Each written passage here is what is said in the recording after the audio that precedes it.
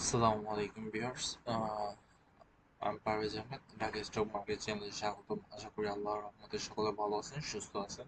আহ, তো আজকে আমি আপনাদের সাথে আলোচনা করব ডিএসসি ইন্ডেক্স নিয়ে। আশা করি আমার সাথে আপনারা ডিএসসি ইন্ডেক্সের BETBC শেয়ারটা নিয়ে আলোচনা করব।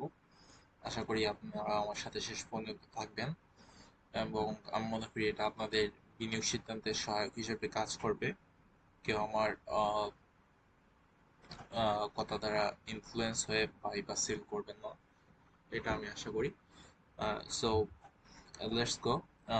তো আজকে আমি বিটিসি ব্রিটিশ আমেরিকান টোবাকো শেয়ারটা নিয়ে আলোচনা করব। এটা অনেক ভালো একটা ফান্ডামেন্টাল একটা স্টক ছিল এক সময়, বাট করোনার পরবর্তী সময় থেকে আমরা এই স্টকটাতে একটা ফল দেখতে পাচ্ছি এবং সেই ফলটা করোনার সময় আমাদের এটা ফ্লোর প্রাইস ছিল 519 টাকা, বাট করোনা পরবর্তী সময় যখন ফ্লোর উঠিয়ে দেওয়া হয়, দেন এক ধাপে চলে আসে 520 টাকায়, সরি 320 টাকার কাছাকাছি। সো এটাই হচ্ছে একটা মেইন জিনিস যেটা আমি আপনাদেরকে সব সময় আপনাদেরকে চাই শেখাতে বা বোঝাতে, যে এটা হচ্ছে একটা আহ, এটা হচ্ছে একটা ট্রেন্ডের পাওয়ার।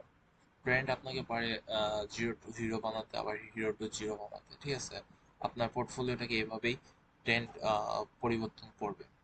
দেখেন, যখন মুভিং অ্যাভারেজের নিচে চলে আসে, স্টকটা কিন্তু সেই রকম একটা পতন আসে এবং এই জায়গায় এসে কিন্তু স্টকটা অনেক সময় রেস্ট নেয়, প্রায় 2 মাস 3 মাসের মতো।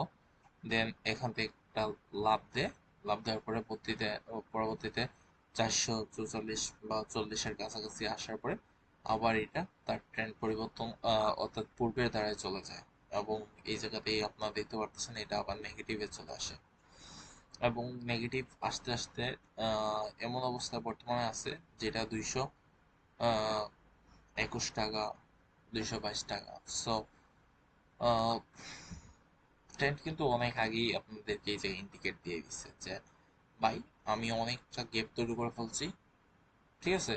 এই যে মুভিং এভারেজের সাথে যে পরিমাণ গ্যাপ, এই গ্যাপটা আসলে অত্যন্ত ভয়ঙ্কর একটা জিনিস। এটার গ্যাপ যত বেশি থাকবে, আপনার রিস্কটা তত বেশি থাকবে। এবং ইন্ডেক্স থেকে আমরা যেটা বুঝতে পারতেছি যে আহ, আহ, যখন 320 টাকা ছিল তখন সবাই বলছে এটা ফেয়ার প্রাইস, এইরকম প্রাইসে আসা সম্ভব না, এর চেয়ে নিচে আসা সম্ভব না। বাট এর চেয়েও নিচে কিন্তু আসছে আলটিমেটলি। হ্যাঁ, কিছু সময়ের জন্য একটু স্বস্তি দিছে, বাট আলটিমেটলি এইটাকে ব্রেক করছে, ব্রেক করে আবার নিচের দিকে আসছে। সো বর্তমানে যে প্রাইসটা আছে, অবভিয়াসলি সবাই একমত থাকবে যে বেশি একটা ফান্ডামেন্টাল কোম্পানি এবং তার 114 বছরের একটা এক্সপিরিয়েন্স আছে, বাংলাদেশে অপারেশন চালাচ্ছে এবং এটার ডিমান্ড আসলে কোনোদিন শেষ হওয়ার না। হয়তোবা তারা একটা সাময়িক আহ, একটা ক্রাইসিস আছে এবং এই ক্রাইসিসটা যখন উদ্ধার হয়ে যাবে, দেন এটা অবশ্যই আহ, খুব তাড়াতাড়ি তার যারা এখানে ইনভেস্ট করবে তাদেরকে তাদের ফেরতটা দিবে, তাদের ইনভেস্টমেন্টটা ফেরত দিবে বা প্রফিটটা দিয়ে দিবে, ঠিক আছে? তখন দেখা যাবে যে আপনি 220 টাকা বা 25 টাকায় কিনছেন, তখন এটা আপনি হিউজ অ্যামাউন্ট প্রফিট দেখতে পারবেন এবং আপনার তখন আপনার কাছে ভালো লাগবে। বাট এই মুহূর্তে এসে আমি বলতে পারতেছি না যে বেটপিসি 220 থেকে ঘুরে যাবে।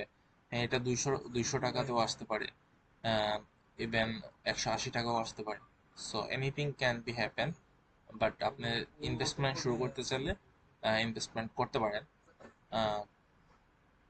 বেটপিসি যদি আমরা ফাইন্যান্সিয়াল ডাটাগুলো দেখার চেষ্টা করি, তার ফার্স্ট কোয়ার্টারে ছিল 5 টাকা 89 পয়সা, তার সেকেন্ড কোয়ার্টারে 1 টাকা 80 পয়সা এবং থার্ড কোয়ার্টারেও সে পজিটিভ আসে, বাট ফাইনাল কোয়ার্টারে গিয়ে তার ইপিএসটা নেগেটিভ চলে আসে এবং কোনো একটা কারণে নেগেটিভ আসে, খুব সম্ভবত তাদের অপারেশনাল বা আহ, কাজের জন্য এই এক্সপেন্সটা আসে এবং সেই জন্য সে 30% ক্যাশ ডিভিডেন্ড দিচ্ছে। সো এটা লক্ষণীয় বিষয় যে সে কিন্তু তার পুরো 60 টাকা 60.5 টাকার মতো তার নেট অ্যাসেট ভ্যালুতে যোগ করছে, ঠিক আছে? তার নেট অপারেটিং ক্যাশ ফ্লোটা কমে যাওয়ার কারণে সে ক্যাশ ডিভিডেন্ডটা কম দিছে, আগামীতে হয়তো বেশি দিবে।